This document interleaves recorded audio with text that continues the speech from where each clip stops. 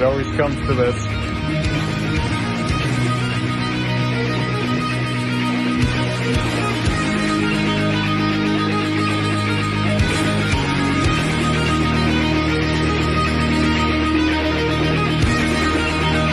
More nice shit.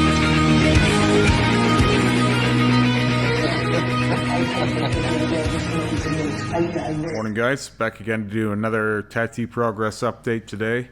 Where I last left off, I'd had the blue, purple, and red, two different types of blue put into the roses. At the time of recording this video, I have no idea what my YouTube channel will think of it, but so far it's been well received. It seems like most people are on board for this, but we'll see how it goes.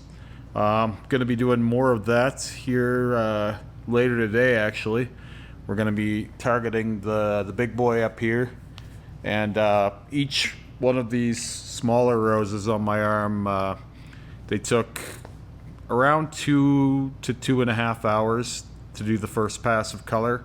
When I say small roses, like, they're still pretty big roses, obviously, but you're packing in, you know, dense color over black to begin with, but these have been done, you know, 3 layers of white and a couple layers of black on black and however many layers of black over top of old tattoos. So it's a lot of layers to be putting more into, but we got a really good result.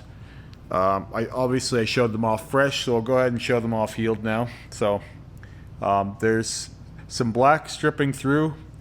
The red darkened a lot, like I said it would, which is actually exactly what I want. I don't know if I'll do the red again. I think the red might be where I want it. And long term, because there's black stripping through, with this only being about a week old, it means that the black isn't solidly saturated. I've explained this, but now I have a good chance to show this off. So more of that black will come through as time goes on.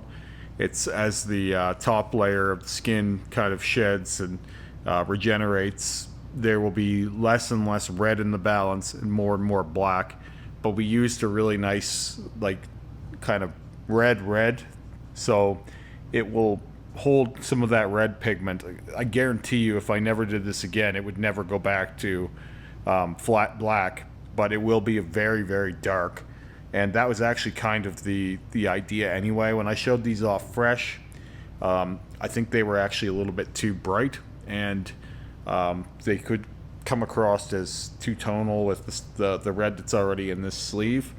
But it was expected that these would darken. Obviously, I do plan on doing a second pass on both of these two. I think probably in the purple and the blue, like the light blue tips, there are some spots where the white just kind of said no. But we were doing a lot that day, and as I always explain to you guys, and I'm never going to stop saying, the more you do, the worse the body takes the ink. So if you're doing, you're trying to do a one-shot color on black sleeve, I would say the last half of it is going to go in like shit, at least the last half. And so at some level, you may as well not even bother. You'd be better off just, you know, planning to do these things in multiple sessions. That's the best advice I can give for anyone.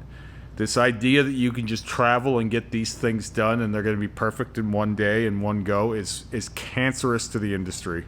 It honest to God is. And I do appreciate what people are trying to do, but when it comes to cover-up work especially, that's not your safe bet. Because one pass on a cover-up, you're almost always going to be seeing whatever's underneath of it. And even at 2 passes, that can be the case. And it's something that is still being figured out by myself and very few others. And especially considering those few others aren't helping the industry by sharing the process with color and white on black work. It's not an exact science yet. And it will probably be sometime, if ever, that it is.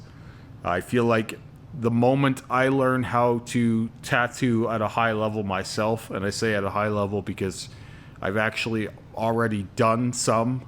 It's, you know, just kind of just feeling it out and fucking around. But I feel like everything that I say, even though it's already correct to say now, everything that I say would come with more weight behind it if I was doing even small versions of this using the exact method I'm describing.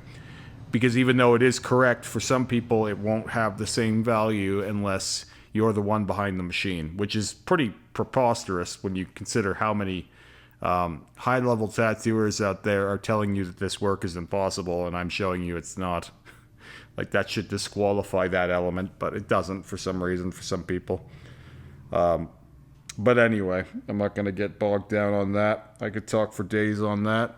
Happy with the direction things are going in, and as I always say, I'm more likely to become more colorful than less colorful, as doing these roses this way assures that I will be doing the neck roses that way as well, and the whole look will have less of a monochrome and more of a full color feel to it, and I feel like that will work better for me long term.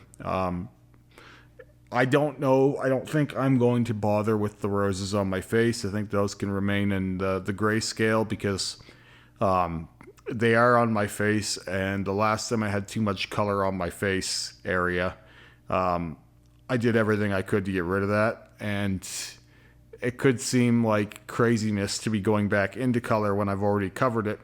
But again, the colors are better planned, better executed, and a little less insane looking. Like where my first suit was, I think, too vibrant all over the place, and there wasn't anything like grounding it. Like it was a lot of red. It was super, super bright, but there was never enough black, I don't feel like. And when I started adding black into it, the black just kind of took over. It's an addictive thing, but I'll get back into that in a minute because I have lots of thoughts on blackouts today in particular. I had another session with Rick, so we've now started the second/third passes of color in some places. We actually got a decent chunk done, considering Rick was not feeling the best. He was all banged up yesterday, but he still showed up. We still put in some effort, and we got a decent chunk of this. This is, obviously the day after, but I don't anticipate much drop back. What we have already stayed really nice, even on 1 and 2 passes. So this is all 1 pass in here. This part's 2. This stuff's all 1, and then up here we have 2 passes, and then now this is the 3rd pass up here. So some parts of this have been worked on more than others, but overall it's at a pretty good level right now, and every session we have now will be some version of the final session of that section of the arm, but I anticipate once we get everything past 2-3 times, we'll do even a further highlight run on everything, which probably sounds insane because, I'm at 39 sessions, but I did say all along this would be between 60 and 80 sessions, and we sat down and started doing this, and Rick was like, yeah, we're just going to do a full other pass. Like, that wasn't surprising or disheartening for me. Like, that's kind of been where I've been at all along. But the thing is we did this in 2 hours, where before that much would have taken 3.5 hours.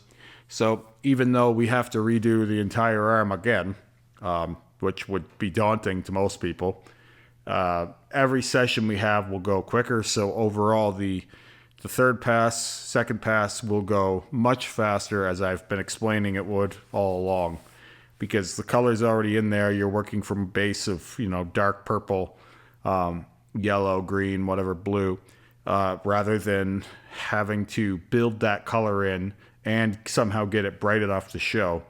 The 2nd and 3rd passes are really just there to assure that everything is at a higher level. It's already in there. Everything is already there. When you close up, you can see every little color, and they all get a buff from going over them again now. Especially if you can wait a little while. Like, everything's just going to glow. Like, stuff like in here, when that gets hit again, that's going to be super vibrant.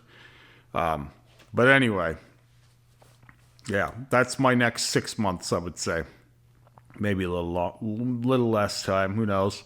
But we are at a place now where if I want to take a break and work on the chest piece for a week or a couple weeks, then we can do that. That would be totally acceptable right now because the sleeve is, once you have all the color in, it doesn't seem to fade back much. Like, these are about 2 years old now and they're the same as they were when we stopped working on them. It's just, you can make things better from here.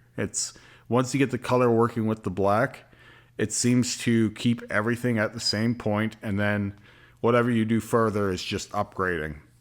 But if you just do if you just do white or you just do black, then it seems like everything just keeps degenerating constantly.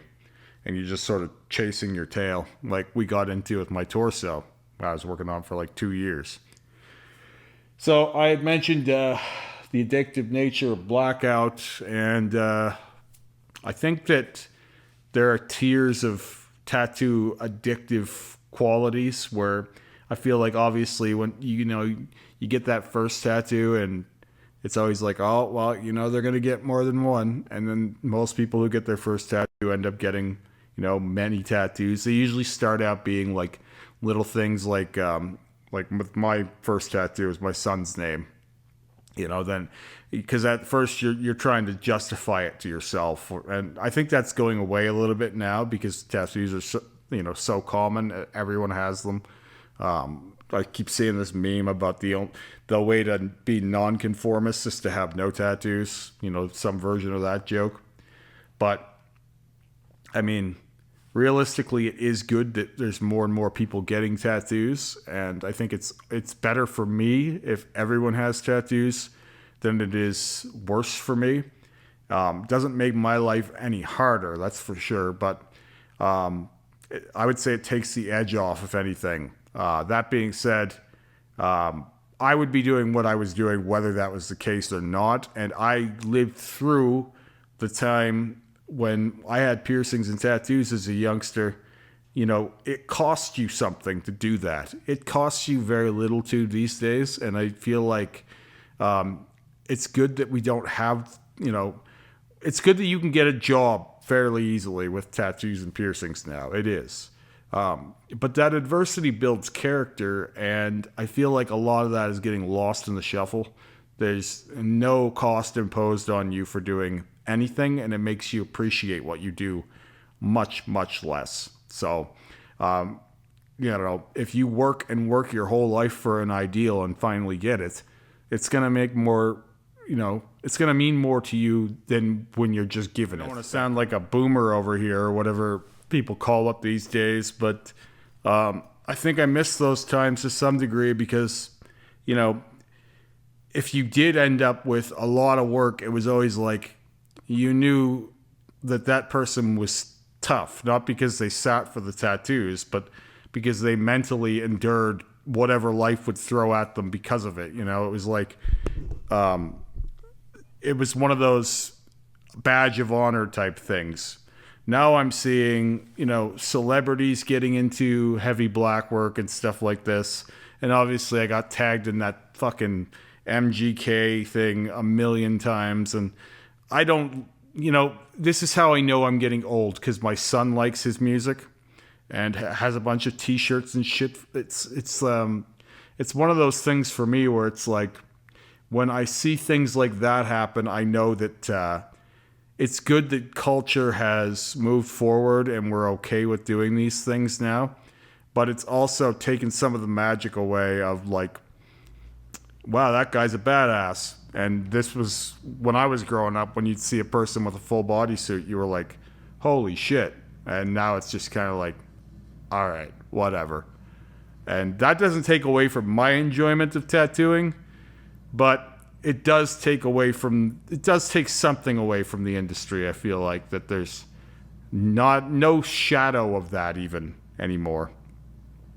Anyway, I could do a whole video on my thoughts about that, but that's going to do it for today. So I'll talk to you guys again soon. Have a great day.